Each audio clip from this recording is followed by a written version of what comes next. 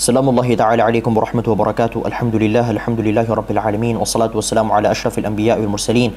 Sayyidina wa nabiyina maulana Muhammadin bil qasimil amin wa ala alihi wa sahbihi ajma'in. Subhanaka la ilma lana illa ma 'allamtana innaka antal alimul hakim. Amma ba'd. Al hadits ats-tsamin ats-tsalathun, hadis yang ke-38. Sebelum kita memasuki materinya, membaca judulnya dan sebagainya, saya mau curhat dulu kalau sekarang mood saya itu tiba-tiba kayak gak baik gitu. Kayak penyebabnya apa? Karena saya dari tadi tuh udah shoot, udah bikin video agak lama. Mungkin ada 15 menit, 16 menit, 17 menit. Saya ngobrol gitu kayak what gitu. Ternyata mic-nya belum dihidupin. Mic-nya belum dihidupin. Kita udah ngerasa, aduh, ya udahlah, lanjutlah. Wasailul qurbi.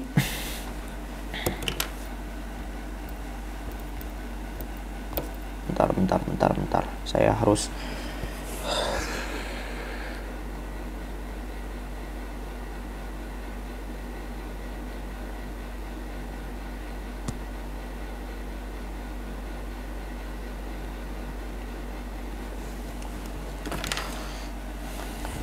gitulah. Wasailul qurbi minallahi ta'ala wa naili mahabbatihi. Jalan-jalan untuk mendekatkan diri kepada Allah Subhanahu wa taala dan bagaimana cara agar bisa mendapatkan cintanya. An Abi Hurairah radhiyallahu anhu qala qala Rasulullah sallallahu alaihi wasallam inna Allah ta'ala qala man 'ada li waliyan faqad aadhantuhu bil harb wa ma taqarraba ilayya 'abdi bi shay'in ahabba ilayya mimma aftaradtu alayhi wa ma yazalu 'abdi yataqarrabu ilayya bin nawafil hatta uhibbah fa idza ahbabtuhu kuntu sam'ahu alladhi yasma'u bihi wa basarahu alladhi yubsiru bihi wa yadahu allati yabtishu biha wa rijlahu allati yamshi biha wa in sa'alani la'utiyannahu wa la in sa'adani la'u'idhannahu rawahu al-Bukhari. An Abi Hurairah radhiyallahu anhu qala, dari Abi Hurairah radhiyallahu anhu beliau berkata, qala Rasulullah sallallahu alaihi wasallam, Rasulullah sallallahu alaihi wasallam bersabda, innallaha ta'ala qala, sesungguhnya Allah Subhanahu wa taala berfirman.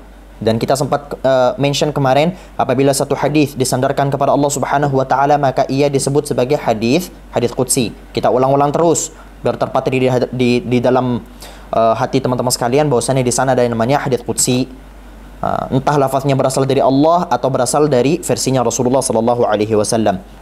Allah Subhanahu wa taala berfirman, "Man 'ada li waliyan faqad adantuhu bil harb." Barang siapa yang memusuhi atau menyakiti waliku, maka aku nyatakan perang kepadanya. Bayangin, antum, ente, kau ini diajak perang oleh Allah Subhanahu wa taala. Bukan diajak perang sama Amerika, bukan diajak perang sama Israel, bukan diajak perang sama Rusia, Cina, Jepang dan sebagainya, tapi diajak perang sama siapa? Sama pencipta mereka semua, pencipta kita semua, Allah Subhanahu wa taala. Ada 3 golongan manusia yang dinyatakan perang oleh Allah Subhanahu wa taala secara tersirat atau secara tersurat. Pertama, para pelaku riba. Para pelaku riba, orang-orang yang memakan harta riba. Allah Subhanahu wa taala berfirman, ya ayyuhalladzina amanu taqullaha wa dharu ma baqiya minar riba in kuntum mu'minin fa illam taf'alu fa'dhanu biharbin minallahi wa rasulih. Yang pertama, pemakan riba. Yang kedua, orang-orang yang merusak bumi, entah dengan merampok atau tukang cegat jalan, ya, atau bos-bos pabrik yang tidak memedulikan lingkungan sekitar dan berbagai macam hal lainnya, para perusak bumi. Allah Subhanahu wa taala berfirman dalam Al-Qur'an, "Innama jazaa'ul ladzina yuharibuna Allah wa rasulahu wa yas'una fil ardi fasadan ay yuqattalu aw yusallabu aw tuqatta'a aydihim wa arjuluhum min khilafin aw yunfaw min al-ard. Dzalika lahum khizyun fid dunya wa lahum fil akhirati 'adzabun 'adzim." Itu yang kedua. Yang ketiga adalah orang-orang yang memusuhi walinya Allah, menyakiti walinya Allah. Ingat, walinya Allah itu begitu berbahaya, darah mereka itu beracun, ya. Sekarang pertanyaannya, siapakah wali Allah? Wali itu secara bahasa artinya adalah yang dekat. Walinya Allah artinya adalah orang yang dekat dengan Allah, kekasih-kekasihnya Allah. Nah, banyak di antara kita, terutama masyarakat Indonesia, yang seringkali mendefinisikan para wali dengan berbagai macam definisi yang aneh-aneh gitu. Orang bisa terbang dikit, orang bisa ngelakuin hal aneh, orang bisa sulap langsung disebut sebagai wali. Bahkan di zaman sekarang lebih parah lagi, orang nggak bisa ngapa-ngapain, nggak pernah menunjukkan bukti-bukti hal-hal yang semacam itu, tiba-tiba disebut sebagai wali. Ya, cuman dengan pakaian, cuman dengan sorban, tiba-tiba disebut sebagai wali. Padahal wali itu definisinya begitu ketat. Ya. Pertama, definisi langsung dari Allah Subhanahu wa taala. Allah Subhanahu wa taala berfirman dalam Al-Qur'an, Ala inna awliya Allahi la khawfun alaihim wa lahum yahzanun alladzina amanu wa kanu yattaqun. Ketahuilah, ingatlah wahai para manusia, sesungguhnya wali-walinya Allah, mereka tidak akan mendapatkan rasa takut di dalam hati mereka sedikit pun. Kenapa? Karena takutnya mereka diserahkan kepada Allah, sehingga kepada selain Allah mereka tidak takut sama sekali. Walahum yahzanun, dan mereka tidak merasa sedih. Tidak merasa sedih, karena mereka sedih hanya dalam momen-momen ketika sedihnya itu berhubungan dengan Allah Subhanahu wa taala. Dimurkai Allah, mereka sedih, mereka takut. Tapi selain dari apa yang Allah Subhanahu wa taala tetapkan dari mereka, mereka tidak takut. Kehilangan orang tuanya, kehilangan orang terdekatnya, mereka tidak sedih. Sedih sebagai manusia wajar, ya. Tapi mereka tetap meyakini itu semua sebagai sesuatu yang asalnya dari Allah. Makanya sedihnya mereka itu tidak sama seperti sedihnya kita. Kita sedihnya terlalu banyak mengandalkan emosi-emosi kemanusiaan, ya. Sedangkan mereka tidak sama seperti kita. Siapa para wali-walinya Allah ini? Ala inna awliya Allah la khaufun alaihim wa lahum yahzanun. Definisinya alladzina amanu wa kanu yattaqun. Alladzina, ini definisi dari Allah, ya. Alladzina amanu wa kanu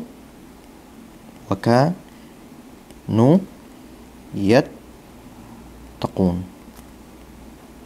yaitu orang-orang yang beriman dan bertakwa. Jadi syaratnya disebut sebagai wali, pertama Anda punya iman, yang kedua Anda bertakwa.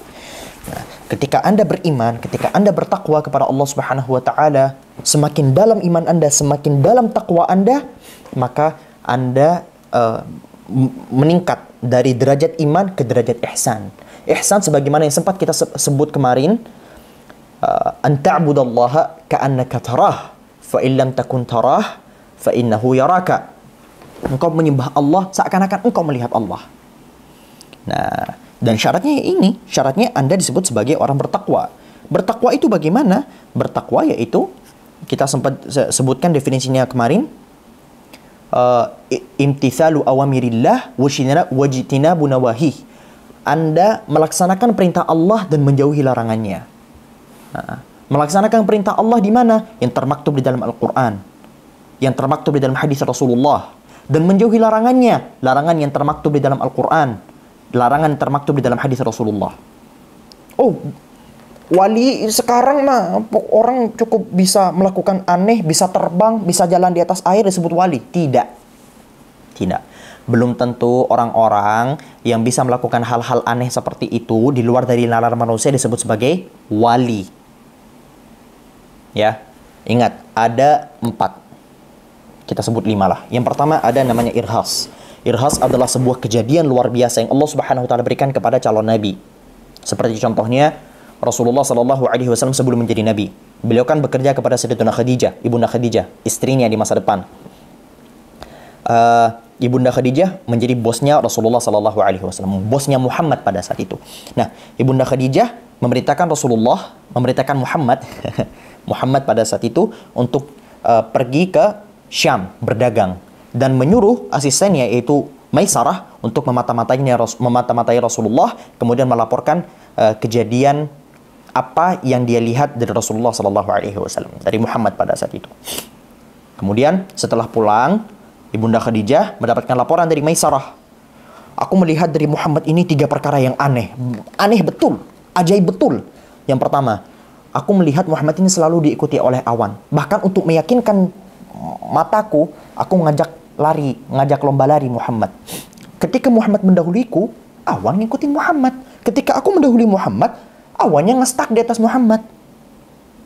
Yang kedua, pada perjalanan pergi dan pulang, aku melihat seakan-akan setiap Muhammad berjalan, pohon-pohon di sekitar kami itu seakan-akan nunduk, bersujud, ruku kepada Muhammad. Kemudian yang ketiga, ketika Muhammad berdagang di salah satu pohon di sana, aku didatangi oleh seorang pendeta yang berkata kepadaku, tidaklah seseorang duduk di bawah pohon ini kemudian berdagang secara sirk, secara amanah di bawah pohon ini, kecuali kelak dia akan menjadi nabi. 3 perkara aneh itulah yang aku lihat dari Muhammad. Nah, kejadian-kejadian aneh seperti Rasulullah diikuti oleh awan, ketika Rasulullah kemudian mampu membuat pohon-pohon itu tunduk kepadanya sebelum beliau menjadi nabi, itu disebut sebagai irhas.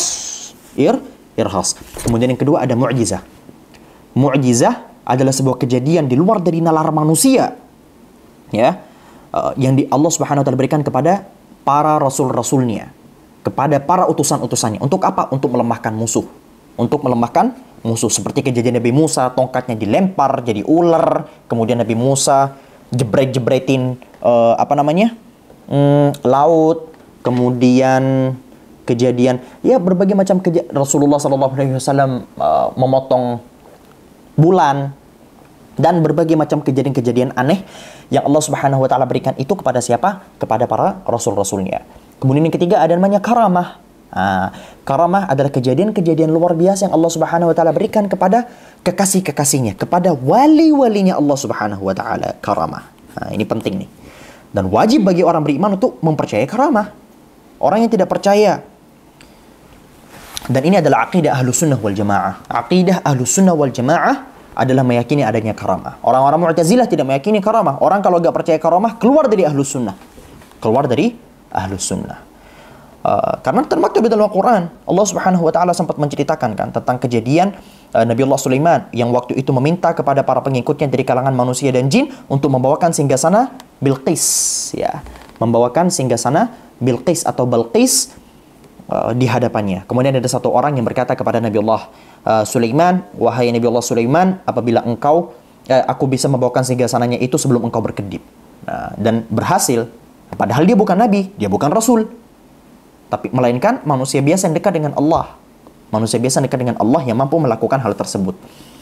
Atau cerita-cerita sekarang banyak di antara guru-guru kita, para ulama-ulama terdahulu, ya, di mana mereka itu mampu melakukan kejadian-kejadian luar biasa di luar dari nalar manusia. Cuman syaratnya apa? Untuk disebut sebagai karamah, dia harus beriman, dia harus bertakwa. Bukan orang yang nggak pernah sholat, nggak pernah ngaji, ya, nggak berilmu, nggak pernah nggak bisa, astagfirullahaladzim, cuman ngelakuin hal-hal yang aneh dan nyeleneh, langsung disebut sebagai karamah. Karena ini disebut sebagai sihir. Sihir yaitu kejadian luar biasa yang Allah Subhanahu wa taala berikan kepada Allah yang memberikan sihir ini. Karena tidak ada satupun di dunia ini yang mampu melakukan sesuatu kecuali atas izin Allah Subhanahu wa taala. Cuman orang tersebut meminta tolongnya bukan kepada Allah, tapi minta tolongnya kepada siapa? Kepada syaitan untuk melakukan hal-hal yang aneh tadi itu. Nah, kemudian yang terakhir ada namanya ma'unah. Ma'unah yaitu sebuah kejadian luar biasa yang Allah Subhanahu wa taala berikan kepada siapa? Kepada hamba-hamba yang memang Allah ingin berikan walaupun dia bukan seorang wali. Ya, kita contohnya tiba-tiba bukan wali, kita bukan wali, ya cuman hamba biasa, atau bayi kecil tiba-tiba kena tabrak atau kejatuhan benda yang berat tapi gak lecet sedikit pun, tulangnya masih utuh, organ dalamnya masih utuh, kulitnya pun masih gemas, masih gemoy, masih glowing. Itu adalah sebuah ma'unah dari Allah Subhanahu wa taala. Nah, ingat, tidak setiap orang-orang yang melakukan yang mendapatkan predikat, aduh ini biar fokus ke gue, bro. Melakukan kejadian-kejadian luar biasa itu disebut sebagai wali. Ya. Al-Imam Syafi'i radhiyallahu anhu beliau berkata, "Law ra'aitum ar-rajula yamshi 'ala al-ma' aw yatiru fil hawa fala taghtarru bih hatta ta'ridu amrahu 'ala al-kitabi was sunnah." Kalian kalau misal melihat ada orang yang bisa berjalan di atas air atau terbang di atas awan, jangan tertipu sama dia. Tapi lihatlah keadaan hidupnya. Apakah perkara hidupnya, kehidupannya itu sesuai dengan Al-Quran, sesuai dengan Sunnah atau tidak. Kalau sesuai dengan Al-Quran dan Sunnah dan dia mampu melakukan tadi, maka ketahuilah dia adalah wali dengan karamah yang mantap. Kalau semisal dia tidak sesuai dengan Al-Quran dan Sunnah, maka ketahuilah dia meminta tolong kepada syaitan. Karena itu bisa saja terjadi, teman-teman. Orang minta tolong sama syaitan, kemudian melakukan hal-hal aneh. Anda kira orang-orang di luar dari Islam, orang-orang kafir, dari kalangan Kristen, Yahudi, Konghucu, Buddha, mereka melakukan hal-hal yang di luar nalar, mereka bisa? Banyak dari mereka yang bisa, tapi mereka tidak meminta tolong itu kepada Allah. Itu disebut sebagai karamah. Ya bukan karamah namanya. Bukan karamah namanya. Sempat ada kejadian satu. Ada seseorang yang dia terkenal disebut sebagai wali. Kenapa? Karena masyarakat desa pada saat itu menganggap dia bisa melakukan hal-hal aneh luar biasa yang di luar dari nalar manusia. Kemudian setelah dia mati, saya sebut mati ya, bukan wafat. Kemudian setelah dia mati, anaknya didatangi oleh sosok manusia. Sebenarnya bukan manusia tapi syaitan. Yang berkata kepada anaknya, apakah kamu ingin mendapatkan sesuatu yang luar biasa sebagaimana yang ayahmu dapatkan? Kemudian anak itu berkata, ya, bagaimana caranya?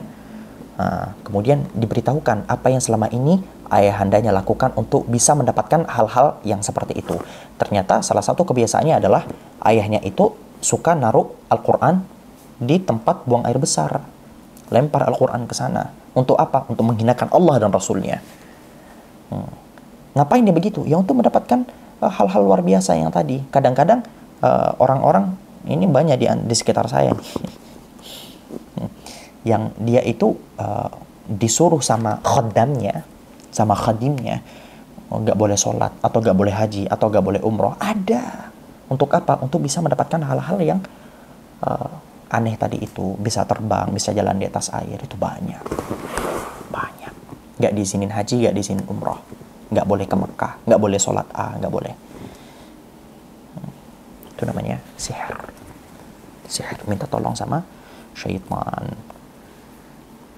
Ingat. Nah, dan wali perlu teman-teman tahu, wali ini tidak maksum, teman-teman. Wali itu bukan rasul. Laisa ma'suman. Dia laisa ma'suman, ya.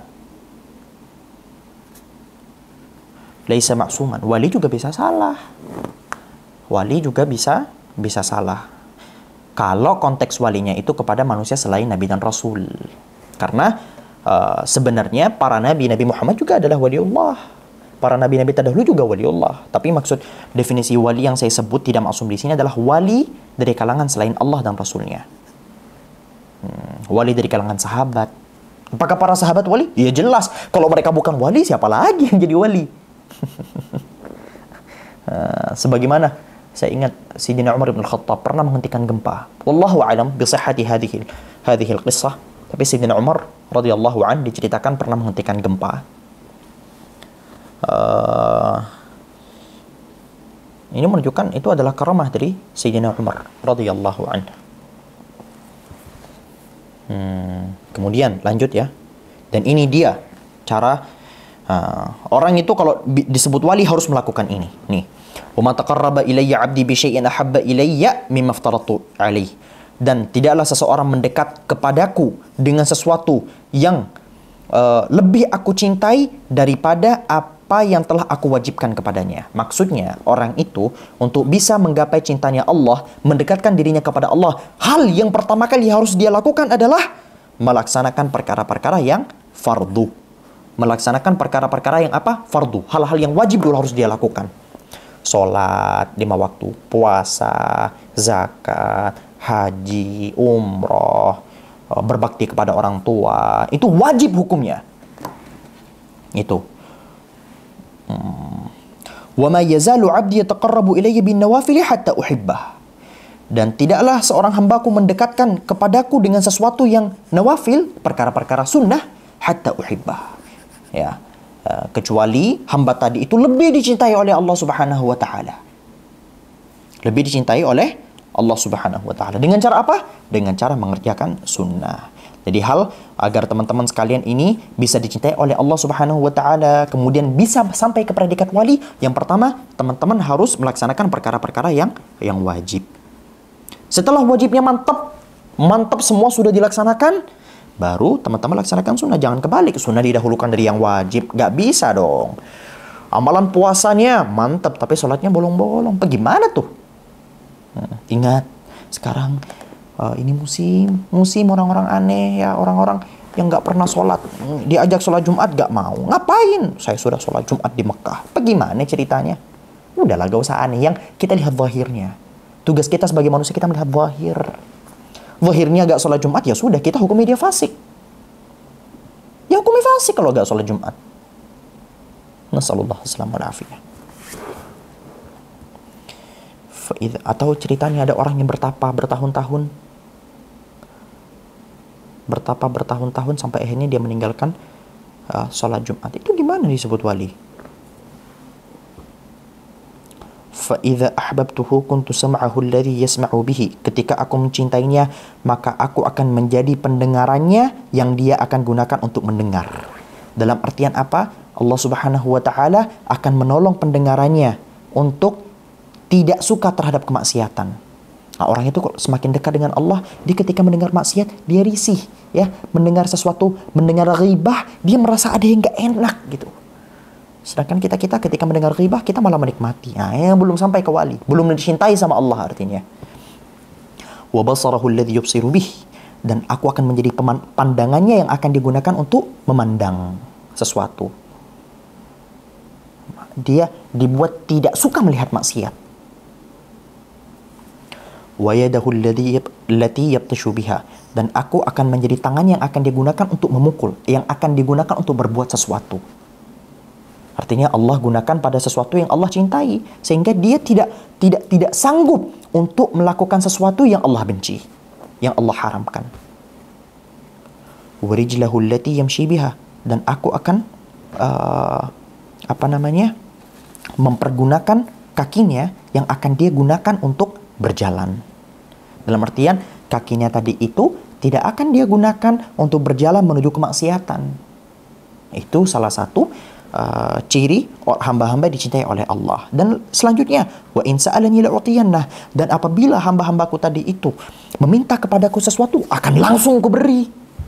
Wa la in ista'adzani la'u'idzannah, dan apabila dia ingin berlindung kepadaku dari sesuatu, maka akan aku lindungi dia. Rawahul Bukhari. Hadis tadi itu diriwayatkan oleh Imam Bukhari. Makanya teman-teman, hati-hati sama orang-orang yang dekat dengan Allah. Hati-hati, karena darah mereka itu beracun. Hati-hati sama orang-orang yang alim. Siapa tahu mereka wali. Dan ketika kita menyakiti mereka, kita ditantang perang sama Allah Subhanahu wa Ta'ala. Berhati-hati. Makanya serem sekarang ini. Orang-orang mulai kurang ajar ketika berhadapan dengan para ulama. Mulai kurang ajar.